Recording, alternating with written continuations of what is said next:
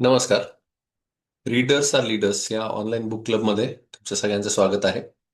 आपण आता chapter number घेतोय 18 आणि आतापर्यंत 17 चॅप्टर आपले झालेत आणि खूप वंडरफुल होते. बऱ्याच उंचीवर ते आपल्याला घेऊन गेले. मी असं म्हणेल की बरंच आत्मपरीक्षण आपल्याला त्याच्यामुळे करता आलं. तर आपण पुस्तक घेतलंय the psychology of money which is written by Morgan Housel. आता हा जो 18वा चॅप्टर आहे हा खरंच अजून उंचीवर आपल्याला घेऊन जातो. आणि म्हणजे कन्क्लुजन आधीच सांगतो मी, यात महत्वाचं असं आहे की याच्यामुळे आपण विचार करायला लागतो की अरे आपण निर्णय घेतोय तर हा फास्ट तर घेत नाहीये. आपल्याकडे काही ऑप्शन नाहीये म्हणून तर निर्णय घेत नाहीये. आणि खरंच ही गोष्ट म्हणजे फॉर एक्झाम्पल ही संपत्ती आपण डावावर आता लावायला पाहिजे का? ओके. तर हा पाठ त्याच्या संदर्भात आहे. म्हणजे हा चॅप्टर आपल्याला त्या संदर्भात आपल्याला जागृत करतो. आणि आपल्याला असं कळतं अरे आपण नुसतं शांत बसलो तरी चांगलं आहे. काही न करता शांत बसलो तरी आपण प्रॉफिटमध्ये राहू. ओके. पण अशा बऱ्याच गोष्टी आपल्या आयुष्यामध्ये घडत असतात, अपडाऊन्स घडत असतात. आणि त्यामुळे आपण ब्लँकली कसल्या तरी गोष्टींवर विश्वास ठेवतो. तर चॅप्टरचं नावच आहे, तुम्ही वाटेल ते खरं मानता तेव्हा. म्हणजे कोणी काही सांगितलं आपण खरं मानायला तयार असतो आणि लगेच त्यानुसार ऍक्शन घ्यायला तयार असतो. Wien you will believe anything. मग असं कधी घडतं? तर याचा पहिले शोध घ्यायचा आहे की असं कधी घडतं की आपण ब्लँकली कोणावर पण विश्वास ठेवायला तयार असतो. आणि मग यावर उपाय म्हणून काय करायला पाहिजे हे पण मॉर्गन होसेल यांनी सांगितलंय. तर सुरुवात करूया. त्यांनी एक साधा प्रश्न विचारलाय.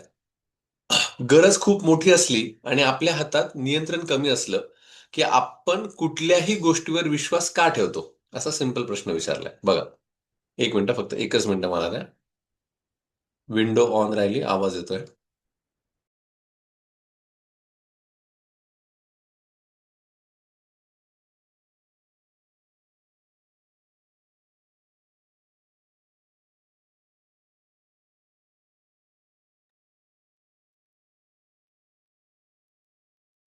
हा. तर एक साधा प्रश्न त्याने विचारलाय की गरज खूप मोठी असली आणि आपल्या हातात नियंत्रण कमी असलं तर आपण कुठल्याही गोष्टीवर विश्वास का ठेवतो आणि खरंच ठेवतो का? त्याचं उदाहरण आता पहिलेच त्याच्यात बघा.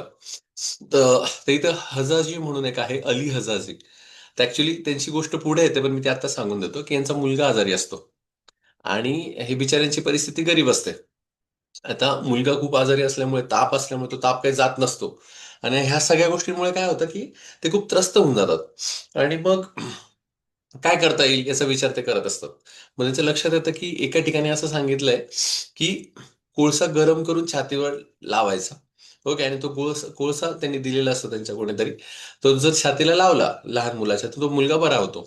तर ते तिथे सुद्धा जातात आणि तो कोळसा घेतात आणि त्या त्या कोळसा हे करून, एक सेकंड, सॉरी मी सायलेंट मोडवर करायचं राहिला. तर तो कोळसा गरम करून ते लावतात. म्हणजे ह्या गोष्टी ते करून बघतात. आता ऍक्च्युली याच्यात मग तो मुलगा बरा झालेला असतो का? नाही बरा होत. मग तेच जे अली हजाजी आहे, ज्यांचा मुलगा आजारी झाला असतो आणि मग त्या पद्धतीने ते उपाय करतात, त्यांचं एक वाक्य आहे. ते असं म्हणतात, जेव्हा तुमच्याकडे पैसे नसतात आणि तुमचा मुलगा आजारी असतो तेव्हा तुम्ही वाटेल ते खरं मानायला तयार होता. म्हणजे जेव्हा तुमच्याकडे पैसे नाहीये आणि तुमचा मुलगा आजारी आहे, मग आता काय करणार? मग तुम्ही जो काही कोणी काहीतरी सांगेल ते करायला तुम्ही तयार असतात.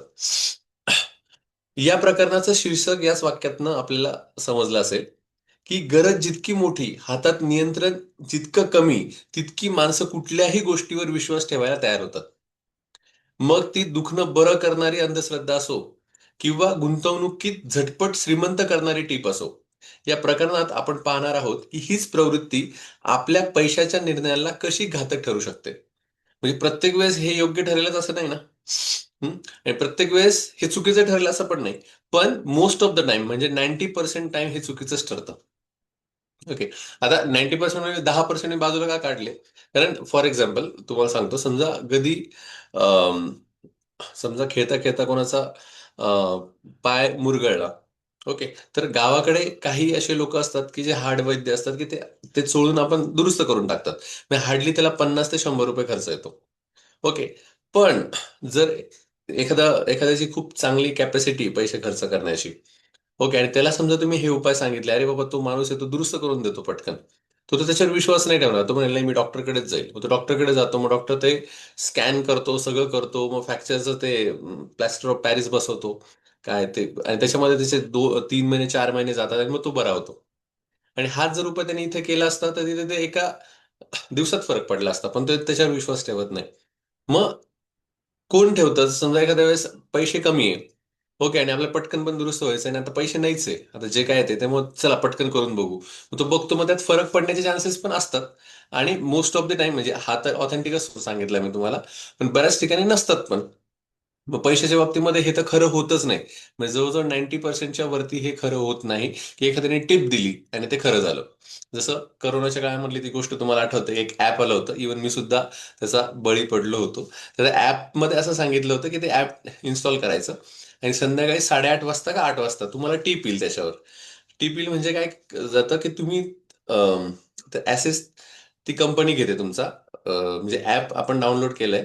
8:30 वाजता तुमचा ऍसेस ती कंपनी घेते आणि 8:30 वाजता एक ट्रेड काहीतरी सिग्नल येतो. त्या सिग्नलला आपल्याला फक्त क्लिक करायचं असतं. ते क्लिक केलं की बरोबर तो ट्रेड होतो आणि तुम्हाला प्रॉफिट होतो. तर मग रोज 8:30 वाजता जो सिग्नल येईल, तुम्ही घ्यायचा, जितके पैसे लावले त्याचे तुमचा 10%, 30% जास्त पैसे तुम्हाला मिळतात. तर असं बऱ्याच दिवस चाललं, 1 महिना, 2 महिने, 3 महिने असं चाललं. आणि त्यावेळेस असं होतं की करोनाचा नेमका पिरियड झाला होता, सगळ्यांना पैशाची गरज होती. आणि मग कुठूनही काही जण 5,000 घ्यायचे, तेवढे कॉइन्स घ्यायचे, असं करत होतं. आणि ते कळत होतं की हे चुकीचं आहे, याच्यामध्ये काही असं हे नाही. आणि रात्री 8:30ला कुठे ट्रेडिंग होतं. आणि हे शक्यच नाहीये बुवा, हे सगळं मनाला पटत होतं, हे चुकीचं आहे. पण तरी पण, की अरे हा काहीतरी आहे बाबा, आपलं म्हणजे देव बघतोय, देवाला माहिती आहे या सगळ्या गोष्टी. त्यामुळे काहीतरी असं सरप्राईज आलेलं आहे आपल्या लाईफमध्ये, आपण विश्वास ठेवू. आणि मग उलट नंतर असं झालं की त्याच्यामध्येच 5-25 हजार रुपये लॉस झाले. म्हणजे इन द सेन्स की ते परत काढता नाही आले. आपण लावल्यानंतर ते वाढतायत, पण ते काढता तर आले पाहिजे, तर ते काढता आले नाही. 1-2 वेळेस जमले आणि नंतर ते काढता आले नाही. तर अशाही गोष्टी घडतात. आणि जेव्हा हे पुस्तक वाचत होतो मी, तेव्हा मला ह्या सगळ्या गोष्टी आठवत होत्या, की अरे आपण किती ब्लँकली ह्या गोष्टी वर विश्वास ठेवत होतो. आणि हे पुस्तक जर मी आधी वाचलं असतं, तर मी खूप जणांना सांगू शकलो असतो की अरे बाबा, नका विश्वास ठेवू, असा कुठलाही शॉर्टकट नसतो. तर इथं असं सांगितलं त्यांनी, जी गरज खूप मोठी आहे, तुम्हाला पैसा हवाय, ओके, आणि हातात नियंत्रण कमी आहे, ओके, अशा वेळेस तुम्हाला जे काही दिसेल त्याच्यावर तुम्ही लगेच विश्वास ठेवायला सुरुवात करता. तर तसं आपण करायला नको. तर आजच्या सत्रात आपण हेच शिकणार आहोत. प्रथम आहे आकर्षक कल्पना, अपीलिंग फिक्शन्स. जेवढी एखादी गोष्ट खरी व्हावी असं आपल्याला वाटतं, तेवढी आपण ती खरी मानण्याची शक्यता वाढते. ओके, म्हणजे आपण एखादा स्टार्टअप सुरू केला, तुम्ही पण त्याच्या गमती जमती बघितल्या असेल स्टार्टअपच्या. जर तुम्ही स्टार्टअप प्रेमी ज्या लोकांचं जर तुम्ही बघितलं ना, तर ते त्यांचं मॉडेल स्वतःच एक्सप्लेन करतात आणि आपल्याला कळतं. म्हणजे ऍक्च्युली माझं सीटीएम झालंय, केमिकल टेक्नॉलॉजी मॅनेजमेंट. तर तिथे आमच्या इथे कसं असायचं, माझा 2 वर्षाचा कोर्स होता, म्हणजे जसं एमबीएचं असतं ना तसंच असतं. फक्त हे केमिस्ट्रीच्या रिलेटेड मध्ये असतं, पण ते टेक्नॉलॉजी मॅनेजमेंट मध्ये आम्ही असं इमॅजिन करतो की आम्हाला केमिकल फॅक्टरी टाकायची. ओके, आणि मग आमचे जे काही आम्हाला प्रोजेक्ट रिपोर्ट लिहायला लावतात ते, की तुम्ही असं इमॅजिन करा की तुम्ही हे हे प्रोडक्शन घेताय. मग आमचा तर पीएचडी ज्याच्यामध्ये आहे, तर तोच आम्ही प्रॉडक्ट घेतो आणि तो स्केल करतो. म्हणजे म्हणजे प्रोटोटाईप कसं आपण छोटा टाईप घेतो, तसं प्रोटोटाईप तुम्हाला लार्ज स्केलवर न्यायचं आहे.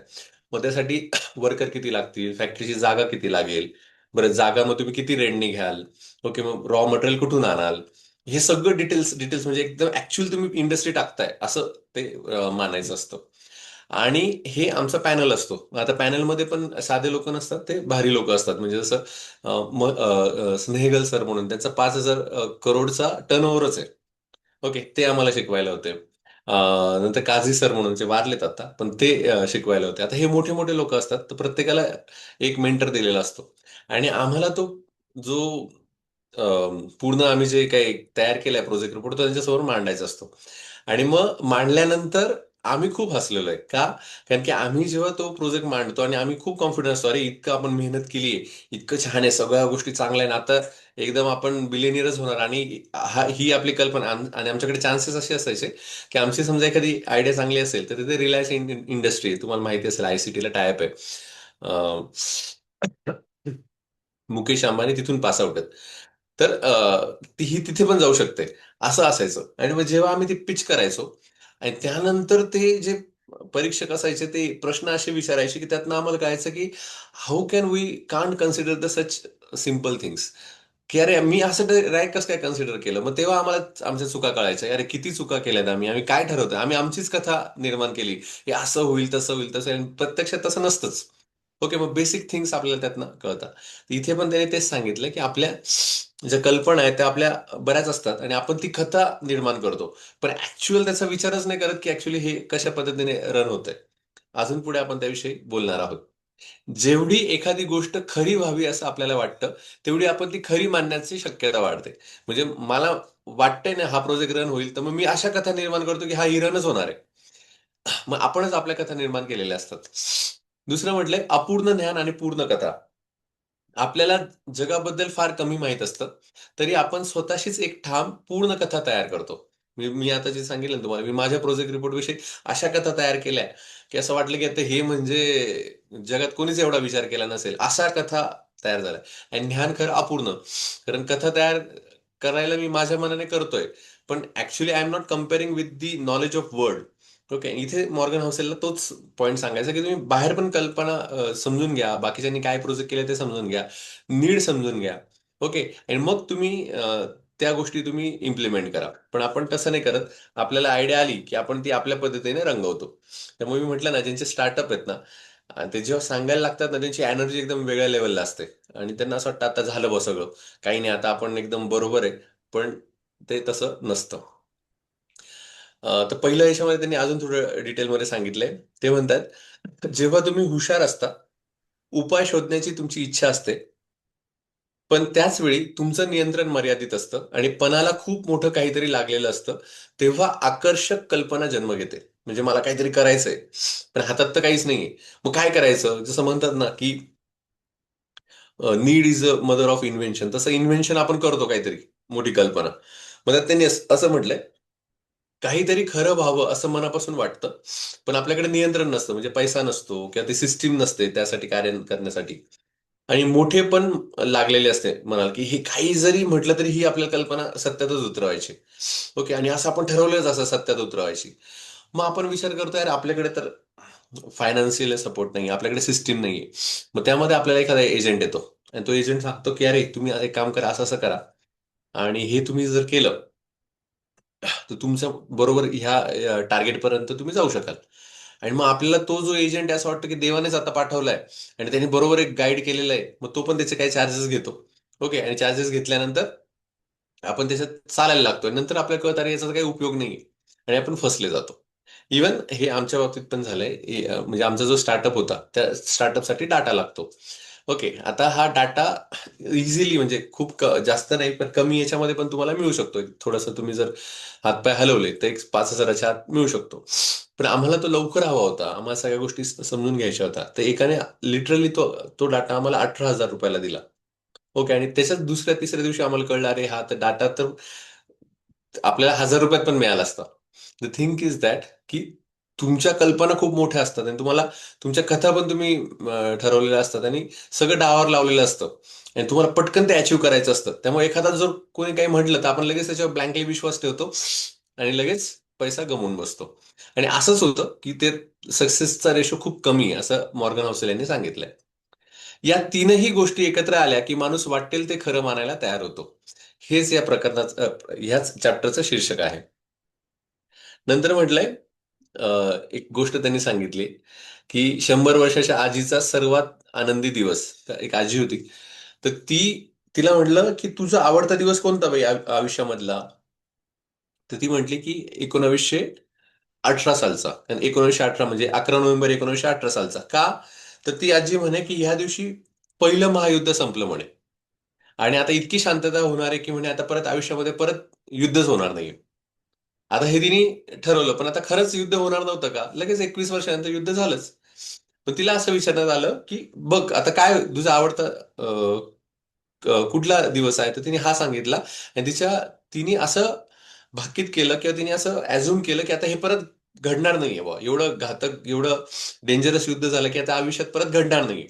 पण असं होतं का? नाही, तर ते परत घडणारच आहे. पण त्याने त्याच्यात सांगितलंय, शांतता इतकी हवी होती की आता युद्ध कधीच होणार नाही ही आकर्षक कल्पना खरी मानली गेली, जरी ती सिद्ध करायला कुठलाही ठोस आधार नव्हता. म्हणजे तिने सांगून दिलं की आता युद्ध संपलंय, आयुष्यात परत युद्ध होणार नाही. पण ते प्रूव्ह करायला तिच्याकडे काही आधार होता का? नाही. पण ते एवढं सगळं डावावर लागलं होतं, एवढं सगळं लॉस झाला होता, की आता हे परत काही घडणार नाही ना, आपण सगळं चांगलं होऊ, असं तिने लगेच मानून घेतलं. असा ठोस पुरावा काहीच नव्हता. जितकी एखादी गोष्ट हवीहवीशी वाटते, तितकी आपण तिच्यावर वाटेल तितका विश्वास ठेवतो. मग ती सिद्ध हो, अगर न हो. That's it. तर मग या पद्धतीने आपण ते पटकन ती सायकोलॉजी की आपण लगेच त्याच्यावर विश्वास ठेवतो. दुसरं आहे, नियंत्रण नसताना माणूस काय काय मानतो. त्याच्यामध्ये पहिलं ते अली हजाजीचं तुम्हाला सांगितलं की त्याच्या मुलाच्या सांगितलं ताप कमी होण्यासाठी तुम्ही कोळसा, गरम कोळसा ठेवा छातीला, ते कमी होईल. तसंच लंडनचा भयंकर प्लेग. ह्या प्लेग बद्दल तुम्हाला माहिती की आपल्या पुण्यामध्ये पण प्लेग आला होता. तसं इथे पण लंडनचा भयंकर प्लेग मध्ये 1722 साली काय झालं की प्लेग आलाय, आता करायचं काय? तो कसा कमी करता येईल? तर मग काहींनी सांगितलं, लोक भविष्यवाण्यांवर विश्वास ठेवायला लागले, लोक स्वप्नांवर विश्वास ठेवायला लागले, जुन्या समजुतींवर विश्वास ठेवायला लागले, अचूक बजावण्याची हमी देणाऱ्या लोकांवर विश्वास ठेवायला लागले, की तो सांगितलं अरे तू हे समजा एखादं दोरा बांध, किंवा मग हे ब्लॅक मॅजिक कर, किंवा हे कर, असं करून ते त्याच्यावर विश्वास ठेवायला लागले. लंडन सारखी गोष्ट सांगतोय हा. सगळ्यात जुन्या परंपरेवर विश्वास ठेवला, कारण पुढे मृत्यू दिसत होता, की आता हे आहे बाबा, आता हे जाईल, त्यापेक्षा काहीतरी उपाय मिळतोय ना, काहीतरी करू. ओके, असं म्हणून ते सगळ्या गोष्टी करायला लागले. पण तरीही 18 महिन्यात लंडनमध्ये चतुर्थांश लोकांचा मृत्यू झाला. म्हणजे 100 पैकी 25 लोक तरी दगावलेच. म्हणजे एवढा मोठा आकडा त्याच्यामध्ये आहे. ओके, म्हणजे तुम्ही विचार करा की एवढं बाकीच्या गोष्टी करून सुद्धा त्यांना मरणाला सामोरं जावं लागलं. मग बाकीच्या ज्या गोष्टी त्यांनी केल्या त्या सायंटिफिक होत्या का? त्याच्या मागे काही विचार होता का? काहीच नव्हता. पण गरज होती. कोणीतरी मला काहीतरी आधार द्यावा असं वाटत होतं. मग जो आधार दिला तो खरा मानला. ओके, त्या उपाययोजना केल्या आणि झालं. जसं आपल्याकडे पण समजा कोणाचं लग्न होत नसेल तर त्याला पूजा सांगतात. I am not against with the all puja वगैरे, ते सायंटिफिकली काही अंशी बरोबर आहे. पण बऱ्यापैकी काय होतं की त्यात कर्मकांड केलं जातं, त्याच्या विरोधात फक्त मी आहे. तर ह्या कर्मकांडामध्ये काय होतं की सांगितलं तुझं लग्न होत नाही का, तू हे कर, तू ते कर, आणि मग तो खरं ब्लँकली सगळं करायला लागतो. पण त्याच्यात सर्वात पहिले की त्यांनी स्वतःकडे विचार करावा की अरे माझ्यात काय कमी आहे, अप्रोच चुकतोय का, मी अजून अपडेट होणं गरजेचं आहे का, प्रेझेंट नीड काय. आपण ते नाही बघत, आपण फक्त ह्या कर्मकांडाकडे विश्वास ठेवतो. आणि मग सगळे पैसे गमावून बसतो आणि तरी आपल्या हातात काहीच लाभत नाही, तरी त्याचं लग्न होत नाही. आणि मग तो आपल्याला सांगतो की अरे सगळं करून झालं पण आता अजूनही माझं लग्न झालेलं नाहीये, काय करणार? आणि मग तो म्हणतो की लोकांनीच मला फसवलं. अशा गोष्टी होतात. पण द थिंग इज दॅट तो का फसतो? इव्हन आपणही त्याच्या जागी असतो तर फसू. समजा वय वाढतंय लग्नाचं आणि लग्नच होत नाही, माझं काय तुम्ही काही सांगा मी करायला तयार आहे, असं शेवटी शेवटी काही वेळेस होतं. तर तसं व्हायला नको, याच सावधगिरी म्हणून सायकोलॉजी ऑफ मनी या पुस्तकात त्यांनी आपल्याला सांगितलंय की असे प्रसंग तुमच्या आयुष्यात येतील तेव्हा डगमगायचं नाही. तुम्ही शांत राहायचंय. उगाच तुम्ही उलट म्हणजे म्हणतात ना, काय फफुट्यात आपण पडू नाही का, आगीतून फफुट्यात पडण्यासारखं होईल. तसं न करा, तुम्ही शांत जरी बसला तर ती वेळ निघून जाईल. गरज जितकी टोकाची तितकी माणसाची विवेक बुद्धी कमी होते. म्हणजे जितकी पटकन गरज आहे मग माणूस सगळं विसरून जातो, त्यात चुका लगेच त्याच्याकडनं जास्तीत जास्त होतात. जीव वाचवण्याचा प्रश्न असेल तर आपण कुठलीही अशास्त्रीय गोष्टही स्वीकारायला तयार होतो.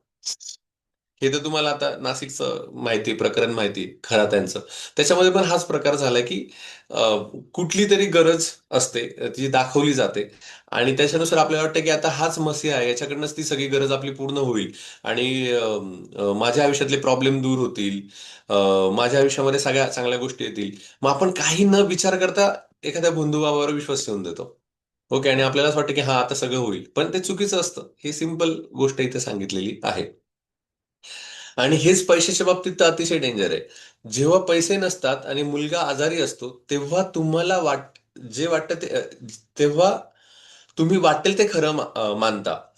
हाच या प्रकरणाचा गाभा आहे. म्हणजे तेव्हा कसं वाटतं आपल्याला, तसं पैशाच्या बाबतीमध्ये आहे. गुंतवणुकीत हेच का घडतं? आता गुंतवणुकीचं त्यांनी सांगितलंय, म्हणजे आता we are come to the point of finance. त्यांनी म्हटलंय टीव्हीवरील गुंतवणूक तज्ज्ञ. आपण टीव्हीच्या बातम्या बघतो, सीएनबीसी बघतो, झी बिझनेस बघतो. याच्यामध्ये काय होतं, ज्यांचा ट्रॅक रेकॉर्ड सिद्ध नसतो, म्हणजे आता इतके लोक ट्रेडिंग करतात, ते असं सांगतात का की आमच्या झी बिझनेसवरनं किंवा सीएनबीसी याच्यावरनं इतक्या लोकांना प्रॉफिट झालाय. ते फक्त टिप्स देत असतात. किती लोकांना लॉस झालाय, प्रॉफिट झालाय, हे कधीच दाखवत नाही आपल्याला. ओके. तर त्यांचा ट्रॅक रेकॉर्ड सिद्ध नसतो. तरीही लोक लक्षपूर्वक ऐकतात. कारण 1% शक्यता जरी खरी ठरली तरी आयुष्य बदलू शकतं. म्हणजे त्यांचा एक विश्वास असतो की अरे आपण आधीच खड्ड्यात आहे, आपल्याला काहीतरी पाहिजे. कोणीतरी काही टिप दिली, आपण लगेच त्याच्यावर तुडून पडतो. अरे आता झाली खरी तर बरं आहे, नाही झालं तर नाही झालं बुवा, असं आहे, मी लॉसमध्ये असं. तर त्याच पद्धतीने 85% म्युच्युअल फंड्स म्हणजे ह्या गेल्या जर बघितलं तर गेल्या 10 वर्षात आपल्या बेंचमार्क पेक्षाही कमी परतावा दिलाय. तरीही त्यात $5 लाख किंवा सॉरी 5 लाख कोटी एवढे गुंतवलेले आहेत. आपल्या तुम्हाला माहिती आहे म्युच्युअल फंडच्या ऍडला पण ते दिलेलं असतं की subject to the market tricks. आणि त्यांनी तेच सांगितलं गेल्या 10 वर्षात पण जवळजवळ 85% म्युच्युअल फंड यांनी कमी परतावा दिलाय as compared to their benchmark. Okay, तरी पण आपण त्याच्यावर विश्वास ठेवत असतो. त्याच पद्धतीने बोन्झी स्कीम माहिती असेल तुम्हाला. बोन्झी स्कीम मध्ये काय सांगतात की सतत सारखाच परतावा, अस्पष्ट हिशोब, तरीही जगातील अत्यंत हुशार गुंतवणूकदारांनी अब्जावधी डॉलर्स दिले कारण त्याने चांगली गोष्ट सांगितली. बोन्झी स्कीम म्हणजे कसं असतं माहिती का, तुम्ही समजा मला 100 रुपये द्या, मी तुम्हाला त्याचे दुप्पट करून देईल किंवा दीडपट करून देईल. मग मी तुमच्याकडनं घेतो, मी परत दुसऱ्याकडनं घेतो, दुसऱ्याचे पैसे तुम्हाला देतो. अशा टोप्यावर टोप्या फिरवत राहतो आणि असं दाखवतो की खरंच वाढतंय, खरंच वाढतं. चेन मार्केटिंग सारखं आहे की असंच वाढतंय, की खूप वाढतंय, खूप वाढतंय असं वाटतं. आणि मग एकदम असं कळतं की ते देणं चुक म्हणजे परतावा कधी कधी करता येत नाही. आणि मग कुठेतरी काही वर्षानंतर ते कळतं की हे चुकीचं आहे आणि मग ते डायरेक्ट ढासळतं. ओके, आणि हे स्कीम झालेलं आहे म्हणजे युएसए मध्ये हा प्रकरण झालंय. कुठल्या तरी प्रकरणामध्ये आपण हे पूर्ण डिटेल वाचलं होतं. ते पॉन्झी स्कीम असतात. म्हणजे ज्या कंपनीबद्दल वाचलं होतं ती कंपनी जवळजवळ 20 ते 25 वर्ष जुनी होती आणि ती पूर्ण पॉन्झी स्कीमवर आधारित होती. माझं कंपनीचं नाव नाही आठवत आहे, पण ह्या गोष्टी घडलेल्या आहेत. गुंतवणूक हे असं एकमेव क्षेत्र आहे जिथे रोज प्रचंड बक्षिसाची शक्यता असते. म्हणून इथे लोक हवामान अंदाजापेक्षा जास्त चुकीच्या भाकितांवर विश्वास ठेवतात. है ना, प्रचंड क्षमता आहे ना की लागलं तर मी लगेच माझं इतक्या वर्षाची गरिबी दूर होईल किंवा मग एवढे प्रॉब्लेम सॉल्व्ह होतील. त्यामुळे मला माहिती की हे चुकू शकतं, तरी सुद्धा आपण त्याच्यामध्ये उडी मारून देतो. शेवटचं एक उदाहरण सांगितलंय. जेव्हा तज्ज्ञही स्वतःच्या आशेला बळी पडतात. जसं याच्यामध्ये असं त्यांना सांगायचं आहे. तज्ज्ञ आशेला बळी पडतात म्हणजे काय? आता 2007-8 साली काय झालं की आर्थिक मंदी येणार होती. पण हे शास्त्रज्ञ म्हणत होतं की आर्थिक मंदी लोकांना सांगायची कशी? ओके, आणि त्यांचं म्हणणं की अरे आपण एवढे अर्थतज्ञ आणि आपल्या वेळेस मंदी कशी येईल? मग त्यांनी काय सांगितलं की म्हणे ह्यावेळेस वाढ थोडी कमी होणार आहे. मग किती होणार आहे? 1.6 to 2.8% दरम्यान आपली वाढ होणार आहे. म्हणजे खरं खूप व्हायला पाहिजे. पण आता मंदी येणार, मंदी त्यांना सांगायचं नाहीये, त्यांचा इगो प्रॉब्लेम आहे. तर ते सांगतात की ह्यावेळेस 1.5 ते 2 पटच वाढ होईल. पण प्रत्यक्षात वाढ तर सोडा, आहे ते मार्केट 2% खाली पडलं. ओके, म्हणजे त्यांचा सर्वात वाईट अंदाजही जवळपास 3 पटीने चुकला. मग त्यांनी निष्कर्ष असा काढलाय, अगदी सर्वात मोठे तज्ञ सुद्धा वाईट बातमी नाकारण्याच्या मोहात अडकतात. गरज व स्टेटस जितके मोठे तितका हा मोह अधिक तीव्र. त्यामुळे कुठलाही तुम्ही माणूस आहे तो लॉस बद्दल सांगणारच नाही तुम्हाला. ओके, की हे तज्ञ एवढे मोठे होते तरी ते सांगू शकले नाही कारण त्यांना वाटलं, आपण कसं काय चुकायचं. ओके, आपला अंदाज कसा चुकवला असं सांगायचं. मग ते वेगळ्या पद्धतीने सांगतात. म्हणजे इन दिस केस ऑल्सो की they are also not sure. आणि मग आपण कुठल्या बेसिसवर डायरेक्टली आर्थिक निर्णय घ्यावे, हा मोठा प्रश्न आपल्यासमोर उभा राहतो. त्यामुळे इथे उपाय काय असं पूर्ण त्यांनी सांगितलंय. 1 मिनिट याचा शीर्षकाचा एक लास्ट फक्त सांगतो मी. प्रत्येक वेळी एकच पॅटर्न दिसतो, ते म्हणजे मोठी इच्छा, मर्यादित नियंत्रण आणि मोठे धोके. आकर्षक कल्पनेवर आंधळा विश्वास. फरक फक्त संदर्भाचा आहे. कधी तो मुलगा आजारी असतो, कधी बुडणारा पोर्टफोलिओ असतो, पण भावना तीच असते. म्हणजे आपल्याला एक अर्जन्सी निर्माण होते, गरज जी आहे ती मोठी इच्छा किंवा ती गरज निर्माण होते आणि आपल्या हातात काहीच नसतं. आणि मग त्यामुळे आपण मोठे धोके पत्करतो आणि मग फसतो. पुढचं असं सांगितलंय त्याच्यातला पार्ट सेकंड आहे ते म्हणजे अपूर्ण ज्ञान पण पूर्ण कथा. इथे त्यांनी त्यांच्या मुलीचं उदाहरण सांगितलंय. त्या मुलीला त्याचे बाबा कामावर गेले आणि त्यांच्याशी खेळले नाही, तर तिला असं वाटतं की खूप वाईट झालं, मला बाबांनी काही एवढा वेळ दिला नाही. एवढं सिंपल तिने तिची कथा रचून घेतली. तसंच आपण पण सगळे वयाने कितीही मोठे असलो तरी हेच करतो. आपल्याकडे जेवढी अपुरी माहिती असते तिच्यातून आपण एक ठाम पूर्ण कथा बनवतो. आणि आपल्याला वाटतं की आपल्याला सगळं समजलंय, म्हणजे आपणच कथा बनवून घेतो की असं झालं असेल, तसं होईल, तसं होईल, आणि ते कथेनुसार आपण आपली इन्व्हेस्टमेंट चालू ठेवतो आणि मग आपण पुढे फसतो. आपल्याला किती कमी माहित आहे हे आपल्याला कळतच नाही, कारण आपण स्वतःच त्या पोकळीत एक ठाम कथा भरून टाकतो. आणि त्यामुळे आपल्याला कळत नाही आपण चुकतोय का नाही. इव्हन कोणी सांगायला आला त्यालाही मध्ये तुला काही कळत नाही बाबा, हे असं नाही असंच आहे, ते ऐकून घेण्याची तयारी पण तेव्हा आपल्याकडे नसते. आता एक महत्वाचं उदाहरण देण्यास सांगितलंय की नासाचं अचूक विज्ञान विरुद्ध अर्थकारणाचं अनिश्चितता. हे प्रत्येकाला कळलं पाहिजे. त्यांचं असं म्हणणं आहे की विज्ञान जे आहे, सायन्स, हे लॉजिक आणि एक्सपेरिमेंटवर चालतं. आणि लॉजिक एक्सपेरिमेंटचे जे तर्क निघतात ते जवळजवळ खूप क्लोज असतात, म्हणजे बरोबरच असतात. तर नासाने असं सांगितलं होतं की आपल्याला एक यान प्लुटोला पाठवायचंय. मग ते 300 कोटी मैलावर होतं. त्यांनी 300 कोटी मैलावर ते यान पाठवलं, त्याला जवळजवळ 9.5 वर्ष लागले. ओके. आणि ते जेव्हा 2006ला नासाचं विमान तिथे पोहोचलं, त्यांनी ऑलरेडी भाकीत केलं होतं की ह्या वर्षी ह्या दिवसाला आपलं यान तिथे जाईल. ओके. इतक्या लांब जे यान ते पाठवतात त्याचं भाकीत केलं की या ठिकाणी जाईल. ते यान त्या ठिकाणी फक्त 1 मिनिट आधी पोहोचलं.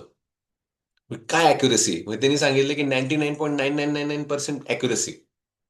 9.5 वर्षानंतर तिथे पोहोचलेलं यांची भाकीत त्यांनी केलं. This is a science. मात्र in case of finance you can predict this. का? कारण अर्थकारण, गुंतवणूक, व्यवसाय हे अनिश्चिततेचे क्षेत्र आहे. कोट्यवधी माणसांच्या भावनांवर, निर्णयांवर चालतं. कुठल्याही सूत्रात ते बसत नाही. फायनान्स असा विषय आहे की तुम्ही म्हणाल की हे मी प्रेडिक्ट करेल असंच होईल, नाही, उद्या काय वारं फिरेल काही सांगता येत नाही. म्हणून आपण रूम फॉर एरर पण वाचलेलं होतं की रूम फॉर एरर पण आपल्याला ठेवायचं आहे. पण आता पण ह्या चॅप्टरमध्ये तेच सांगताय की अर्थकारण, गुंतवणूक, व्यवसाय हे सगळं अनिश्चिततेचं क्षेत्र आहे. इथे तुम्ही खास करून प्रेडिक्ट करू शकत नाही. आपल्याला नासा इतकं नियंत्रण हवं असतं, म्हणून आपण शेअर बाजाराच्या भाकीतालाही तेवढाच आत्मविश्वास देतो, जो त्या क्षेत्राच्या स्वभावाशी विसंगत आहे. शक्यच नाही, तुम्ही प्रेडिक्टच करू शकत नाही उद्या काय होईल. ओके. तुम्ही नासा सारखं त्याला म्हणूच शकत नाही. तर मग होतं काय, उद्योजकांना, म्हणजे म्हणून आपण फसले जातो. जसं उद्योजकांना 80% नियंत्रण हा भ्रम आहे. म्हणजे बऱ्याच जणांना विचारलं जे उद्योजक आहेत, काय रे बाबा तुम्ही म्हणताय ते बरोबर चाललंय का? तिथले सगळे माणसं म्हणतात की जवळ आम्ही बहुतेक 80% बरोबर आहोत, बट नॉट मोर दॅन 80%. म्हणजे 20% ते रॉंग असण्याची शक्यता आहे. म्हणजे ते सुद्धा सांगू शकत नाही ते 100% बरोबर आहेत असं. आपल्याला जेवढं माहित आहे तेवढ्यावरूनच आपण संपूर्ण चित्र बांधतो, आणि तेच चित्र चुकीचं असण्याची शक्यता आपल्या सोयीस्करपणे विसरतो. मग आपण ते चित्र तयार केलेलं आहे ना, मग त्यामुळे आपण म्हणतो की नाही नाही ते बरोबरच असेल, ते चुकू चुकू शकणारच नाही. आपल्याकडे नेहमीच अपुरी माहिती असते, पण आपल्याला ते गतीच जाणवत नाही. कारण आपण त्या पोकळीत लगेच एक समाधानकारक कथा भरून टाकतो. ही कथाच आपल्याला हवी तितकी खरी वाटते. विशेषतः जेव्हा आपल्याला ती खरी असावी असं वाटत असतं. म्हणून तुम्ही बऱ्यापैकी काही लोकांचं बघितलंय ना, ते लॉस करतात. लॉस केल्यानंतर म्हणतात चला ठीक आहे, पैसे गेले तर गेले, अक्कल खातीर गेले, आज मला शिकायला मिळालं. ओके, असं ते म्हणायला लागतात. पण ते हे विचार नाही करत की अरे, आपण याच्यातच थोडंसं तारतम्याने जर विचार केला असता, मी माझं स्वतःचं आत्मपरीक्षण केलं असतं, तर हे वाचू शकले असते. आता यापुढे अजून आपल्या सारांशकडे यायचंय. याच्यामध्ये छान सारांश सांगितलंय की आपण मग काय करायला पाहिजे यापुढे. तर ते सांगतायत की गुंतवणूकदार म्हणून आपण काय करायला पाहिजे. तर पहिलं त्यांनी सांगितलंय, तुमची इच्छा आणि गरज यातला फरक ओळखा. तुमची इच्छा काय आहे आणि तुमची गरज काय आहे. ओके. आणि ते कितपत ते होऊ शकतं यातली दरी ओळखा. काय खरं व्हावं असं वाटतं आणि काय खरं असणं गरजेचं आहे, यातली दरी जितकी मोठी तितकं सावध राहा. बरोबर. म्हणजे मला असं वाटतं की अरे मला याच्यावर एवढा प्रॉफिट व्हावा, पण आजपर्यंत तो कोणाला झालाय का? ओके. आणि किती काळापर्यंत झालाय, किंवा हे होऊ शकतं का? हे लॉजिकली आपण विचार करायचा. यातली दरी जितकी मोठी आहे तेवढी सावधगिरी तुम्हाला जास्त बाळगायची. त्याचबरोबर रूम फॉर एरर आणि आर्थिक स्वातंत्र्य जपा. रूम फॉर एरर हे धरून चाललं पाहिजे. आपण म्हणतो नाही नाही, आता मी सगळंच कॅपिटल लावून टाकतो, मला माहिती आहे असंच घडेल. अरे तसं नाही घडत ना, तुमचं कॅपिटल वॉश आउट होतं. Once your capital get wash out, you get wash out from the share market और wash out from the market. तुमच्या हातातच खेळायलाच राहत नाही ना, तुम्ही काहीच करू शकत नाही पुढे. सो रूम फॉर एरर ठेवा, आर्थिक स्वातंत्र्य जपा. जेणेकरून तुम्ही आर्थिक स्वातंत्र्य म्हणजे फायनान्शियल फ्रीडम तुम्हाला मिळेल असा प्रयत्न करा. खात्रीशीर भाकितांपासून सावध राहा. हा खूप महत्वाचा मुद्दा आहे. जर तुम्हाला कोणी सांगितलं की नाही बाबा मी सांगतोय हे 100% खरं होईल, तुम्हाला एवढ्याच इंटरेस्ट रेटने परतावा भेटेल, असं जर कोणी तुम्हाला म्हणत असेल तर पहिले सावध राहा. जसं मी तुम्हाला त्या ॲपबद्दल सांगितलं, हे जर वाक्य मला आधी माहिती असतं तर मी त्या ॲपला अजिबात गुंतवलं नसतं, कारण त्या ॲपमध्ये खात्रीशीर सांगितलं होतं की रोज तुम्हाला 2% 2%, सॉरी, 10 to 20% तुम्हाला रिटर्न्स मिळतीलच. 101% त्यांनी सांगितलं होतं. हाऊ कॅन दे प्रेडिक्ट दिस? तर हे वाक्य आता तुम्ही वाचल्यानंतर लक्षात ठेवायचं आहे. तुमच्या भविष्यामध्ये पण कधी कोणी असं सांगितलं की तुला फिक्स रिटर्न देऊ, तर पहिले सावध व्हायचंय. गुंतवणूक हे अनिश्चिततेचं क्षेत्र आहे. जो कोणी नासा सारखा अचूक सांगतो तो संशयास्पद आहे. त्याचबरोबर तुमचं स्पष्टीकरण म्हणजे संपूर्ण सत्य नाही हे लक्षात ठेवा. बाजार का वर खाली झाला याचं तुमचं स्पष्टीकरण ही एक फक्त सोयीस्कर कथा असू शकते. तुम्हालाही ऍक्च्युली माहित नाही बाजार खाली वर का झालाय. 2008 ला मंदी का आली, तुम्ही अजून सर्च करून बघा, त्यातही डिबेट आहे भरपूर. कोणाचं एक मत नाहीये. म्हणजे तुम्ही सांगूच शकत नाही हे का झालंय. याच्यामध्ये म्हणतोय मी फक्त इन केस ऑफ फायनान्स. त्यामुळे तुम्ही तुमच्या कथा रंगवत बसू नका. ओके, आणि तुम्हीच बरोबर आहात हे पण समजून घेऊ नका. तुम्ही थोडा तारतम्याने विचार करण्याचा प्रयत्न करा, जेणेकरून चांगला निर्णय त्याच्यामध्ये घ्या. तसा छानसा चॅप्टर याच्यामध्ये होता, मी सांगण्याचा प्रयत्न केला. तुम्हाला हा चॅप्टर कसा वाटला तुम्ही नक्की सांगा. आणि अजून यामध्ये काय ऍड ऑन करायचंय ते पण तुम्ही आता करू शकता. आता फक्त मी रेकॉर्डिंग थांबवतोय. तुम्हाला बोलायचं आता तुम्ही बोलू शकाल.